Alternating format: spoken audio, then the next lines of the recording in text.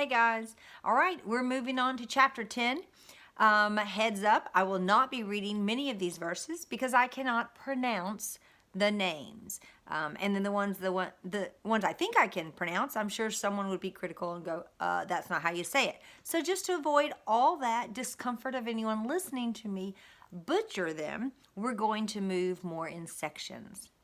Now we have at the end of chapter 9, verse 29, all the days of Noah were 950 years and he died. That is the end of Noah. Now, remember, we don't hear anything else about Noah's life really until, not until, after the event with Canaan. We talked about that as possibly being taking over his power, trying to swoop down and take the crown, per se, from Noah. And Noah goes on and blesses his children, leaving it again to Shem, to Japheth, and Ham is not mentioned, but Canaan is mentioned instead. I guess as a representation of his dad. So one might say, oh, well, Ham was cursed, but Canaan's getting to come in. And others would say, no, Canaan's cursed. Well, I go with verse 25 of chapter 9. It says, cursed is Canaan. So I see it as Canaan doing the act that required the wrath to come down upon him. All right, so let's look at verse 10, chapter 1. As we said, this is the genealogy. This is the story as it continues.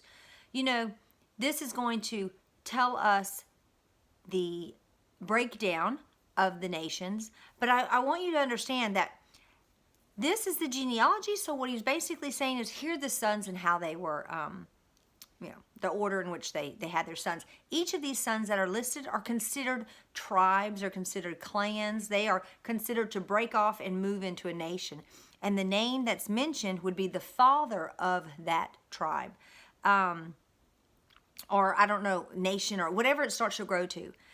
But this division, as we're going to see it, doesn't happen until chapter 11 with the Tower of Babel.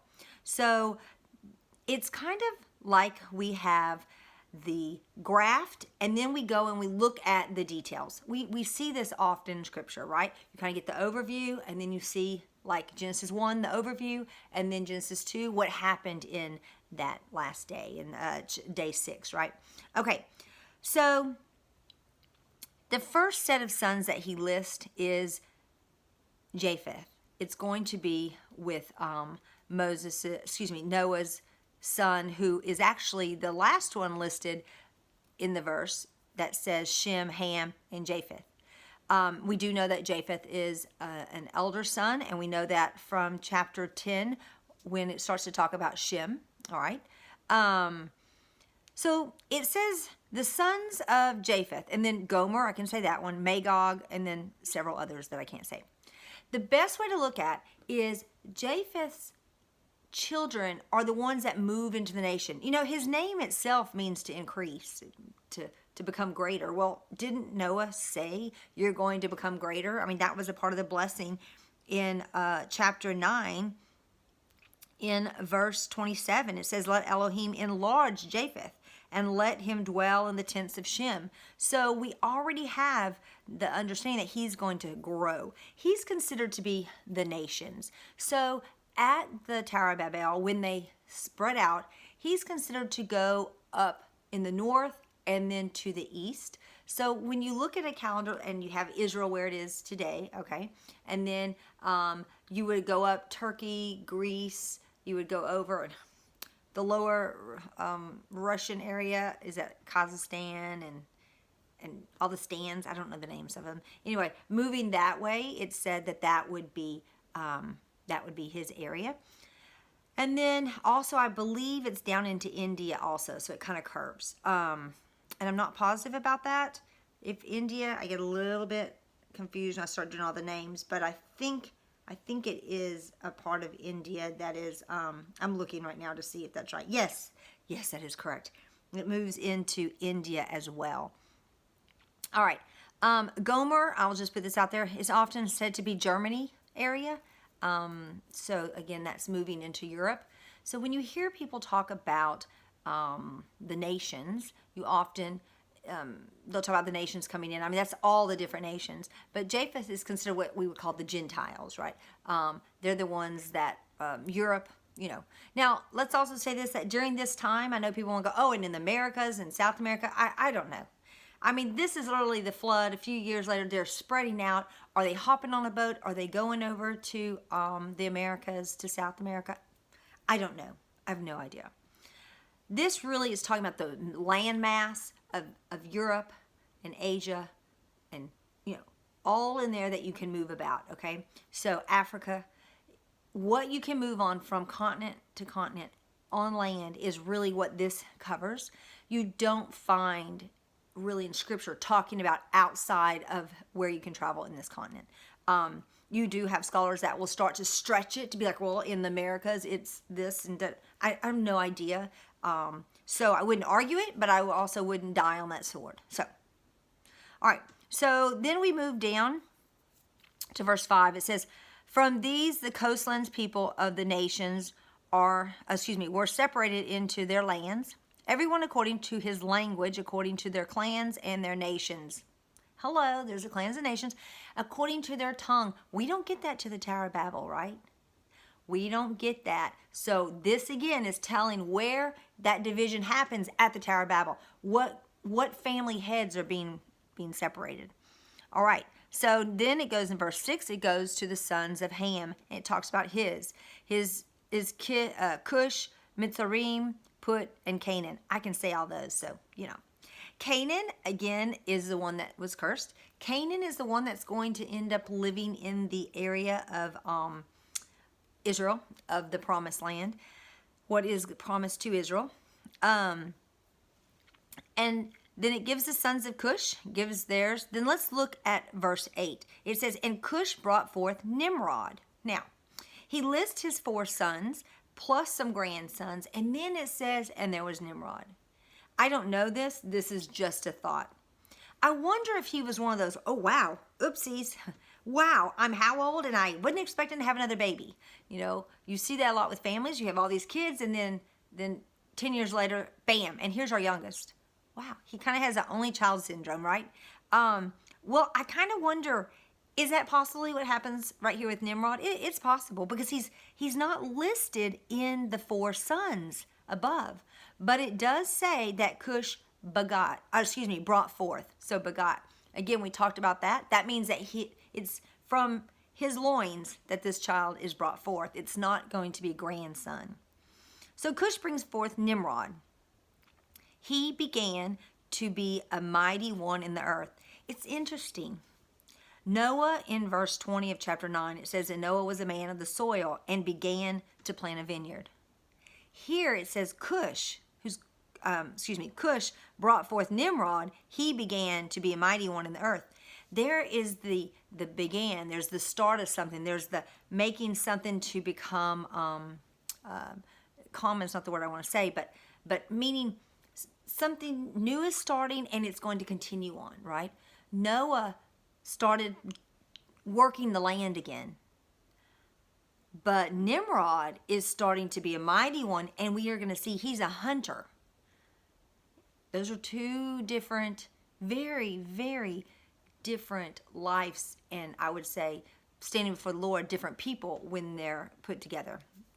All right. Let's see. To be a mighty one upon the earth. Just throwing this out there. We know in Genesis 6 that it says that the sons of men, right, when they had the children, that they became mighty ones. They were called the renowned, the mighty ones. So I'm just throwing this out there. We know from Genesis 6 that fallen angels will return. All right, they're going to return. And we know that that means Nephilim will return. And we know we see them later on in the scriptures, still in the first 5 books. They will be discussed. I put out there, and this is some would suggest this. I kind of lean that way. But again, doesn't mean that's what it is. He might become a mighty one, renowned, meaning his name. People know Nimrod, whether for good or bad, but they know Nimrod. That's very possible too. It's also possible, and because of the Tower of Babel is why I lean this way, it's also possible that we see the influence of the fallen angels. We see him entertaining the knowledge that he could gain from fallen ones. He is maybe learning from stories from before the flood that maybe he shouldn't be learning from, that possibly Cush, his father, is teaching him. Or maybe Canaan. But, well, they would have had to learn it from Ham. But anyhow, well, I say that. They could have learned it from anyone. But odds are, Ham's not necessarily on a good streak right now. So it's possible that Ham is the one that's teaching him. Now, because Mizraim is Egypt, this is really your coastlands. So Cush's sons are the ones who have North Africa and Egypt. They have moving over, so what we would call Israel today. That's where Cush goes. All of his sons go in that area. And then when we have Japheth, I might as well tell you, Japheth is what moves over more to, not Japheth, sorry, Shem. Shem is really more in he has Saudi Arabia, he has Iraq, he has, what's the other, Iraq.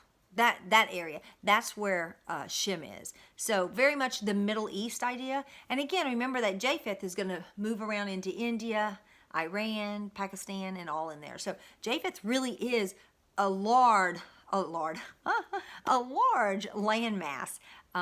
While you have Cush on the coast in North Africa, and you have Shem more in the Middle East.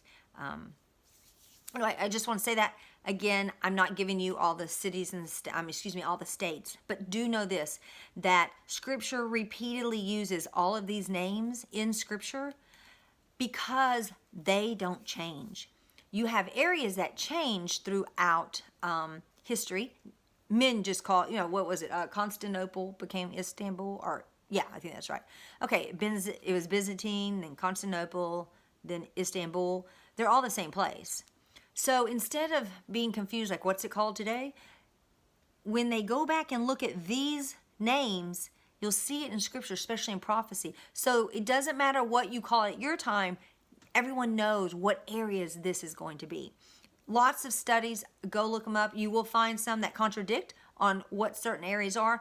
But again, like I gave you kind of the larger clumping of where they were, that helps. So it may be like, well, some say that's Spain, some say it's Italy. Well, they're both in that area, so they both probably belong to Japheth. Or, they say it's Jordan or Yemen. Well, that's probably in the area of Shem because that's where he was. So just kind of to help you there. Okay, so let's move back over to what we're talking about with Nimrod. So it says, still in verse 9, it says, and he was a mighty hunter before Yahweh. Therefore, it is said, like Nimrod, the mighty hunter before Yahweh. It's said that he hunted souls, meaning he was killing people. If you didn't follow him and his leadership, he was killing you. He hunted souls. We're going to see that in chapter 14, where we have the kings of Sodom demanding souls. It's just an evil thing. It starts somewhere. Well, think about it. If you're messing with fallen angels or Nephilim, their goal is to hurt the Lord and to pervert man and to change him, to create this evil again, to create the violence that we saw of Genesis 6. So this again would fall right into line with those spirits, that activity, spirit of the Nephilim, those things that were causing bad things to happen before the flood, trying to already sneak in, and Nimrod giving them an entryway. It says in verse 10, and the beginning of his reign was Babel and Erech and Akkad, and I can't say the rest of those, in the land of Shinar. Land of Shinar, Babylon.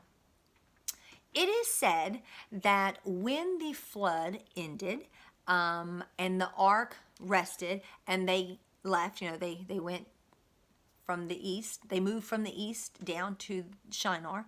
It said that they moved from there, planted themselves, and then started having children and all living in that area. In other words, they didn't spread out. They didn't move out.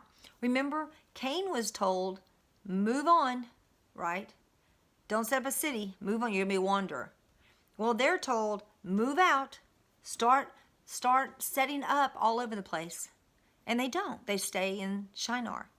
and they have a leader. This is why taking Noah, trying to have Noah's leadership, and Cain trying to take his leadership was very important. Because what we actually see is, we don't hear much about Cain having it, but we hear about Nimrod having it. So, it would be interesting to look at the dynamics if by any chance Canaan and Nimrod had some sort of, I don't know how many years they're apart. They may not have been very far apart because, again, Canaan is considered Cush's youngest son. And it doesn't say in Genesis 9:24, it doesn't say his youngest son. It says his younger. So it's very possible that Nimrod was alive at that time. Wouldn't it be interesting if Nimrod and Canaan were already going at it? If they were going at it, and that's why Canaan's like, I'm just going to go take it and take care of this. Yet it doesn't work because he gets cursed. So come to find out, somehow we end up with Nimrod actually having the power. And who's to say we don't hear anything about the death of Canaan? We don't hear anything like that. So we don't know if Nimrod killed him. There's so many speculations we could go there, but I'm not going to. We're just going to keep going. So they're in Shinar. It's believed that is the valley, a low valley, which possibly there was a lot of signs of death there from the flood. Just a speculation I've heard. All right. And then it says in 11, and from the land he went to what would be Assyria, and built Nineveh and Rehoboth, I would say it, and then another one I can't say, and a few others. Anyway, so we know that, we know where Babylon is. I mean, we still in that area, right, of Iraq. We know where Nineveh is. It's up in the Kurdish area. I think it's on the Tigris or Euphrates. I don't know which one, and I want to say it's on the Tigris, but it might be the Euphrates. It might be in between the two. I don't really remember off the top of my head. It's been a while since I've seen that map. But anyhow, in this area, part of the Fertile Crescent, part of this beautiful area is where Nimrod is setting up. He's the one that has built these cities. He's a city builder. Wasn't Cain supposed to go out, and yet he goes and tries to build these cities? Here we go. We have Nimrod who is building these cities. He's not spreading out in the countryside. He's bringing into the cities. He's almost doing the exact opposite of what the Lord has asked him to do. So then we have in verse 13, it talks about the other sons. But then it's interesting because when we get to verse 15, it says, and Canaan brought forth, and then it names his sons. And it says, Zion, his firstborn, and Heth, and thee. And then after that, it goes into tribes. In other words, he doesn't say that his son's name is Amorite. He doesn't say that his son's name is Hittite. He says that his firstborn, Zion's his firstborn, and Heth, and thee. And now it's tribes. And the Jebusite, and the Amorite, and the Gederite. It starts to name tribes. I don't know. I find it fascinating because that's not how it does up above. Everything else is areas and names of areas after their sons, but not tribes. But this lists tribes. Now, I am going to give some information on this. If you'll go through and you study all these tribes, these obviously are the tribes that Israel has some issues with, right? Because where are they? They're in Canaan, okay? We have where these tribes are constantly fighting with Israel, right? We also have the Gerasites. I'm not saying that right. Anyway, they are a tribe in the book of Joshua that sneak and make an alliance with Israel. And they're told, remember, Israel is not supposed to make any alliances with the nations of Canaan. They are not, because Canaan's cursed. They're not supposed to be marrying with them. They're not supposed to have alliance with them. Yet they get tricked, and Israel makes a covenant, makes a promise with them. Well, what we end up having is this group, because Israel swears on God, they cannot renege on that. So they continue to uphold their promise. And what we find is this group ends up being the water bearers and the woodcutters in the temple, right? Keep your enemies close, right? Keep your friends close, keep your enemies closer. And that's what we have there. So we end up right there where they are servants to Israel. In the beginning, once Israel goes into land, again, going back to the prophecy of Noah saying that the Canaanites will be allowed in, but they will be servants. Now, before we get to Shem, I want to bring this up. In Deuteronomy 32, it says, 32 verse 8, when the Most High gave the nations their inheritance, he separated the sons of Adam. He set up the boundaries of the people according to the number of the children of Israel. Oh, that's pretty awesome. So back here at the Tower of Babel, when he divides everyone by their nations, he sets them up according to Israel. In other words, he already knew where Israel was going to be, what land he was giving to his children. So when Canaan moved into the land, and his tribes moved into what's today Israel, yeah, you know why? Because the Lord said, you're going to be servants. So for you to stay, for Canaan to stay even in their land, the only way they can do it is by serving in Shem's tents. That's the only way. Because the Lord, before he even told everyone where they were going to go and directed them, he already said, this is Israel's land. This is my land. I'm going to let Canaan be the ones that prepare it for my children. And then it's not going to necessarily be that you won't ever serve there, but the only way you'll stay in your land, Canaan, is by under the protection and the service of my people. Pretty interesting, huh? When we count all the tribes, including Shem, and we're not going to talk about Shem right now because of time. When we look at all the tribes, including Shem, there are 70 tribes. Very important. Why? We just read that everything was set up with the understanding of Israel. All right. There are 70 nations. When Israel goes in, as in Jacob and his family go into Israel, there's 70. Because the Lord, again, loves his creation, loves everyone.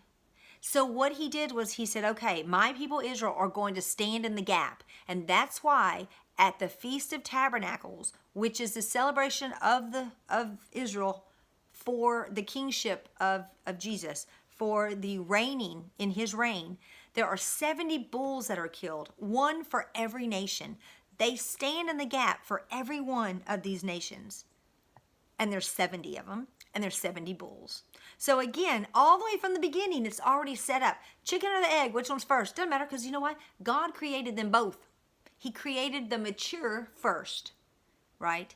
Here he's already got the understanding, the creation of Israel as the mature, as he's sending out and sending forth the nations, because this being Israel is going to come step in and stand in the gap for the nations. So, all right, that gives you some insight on the breaking down of these groups. When we come back, we will talk about ending chapter 10 and then move into chapter 11. All right, well, y'all have a great day, and thanks for spending time with me. Bye.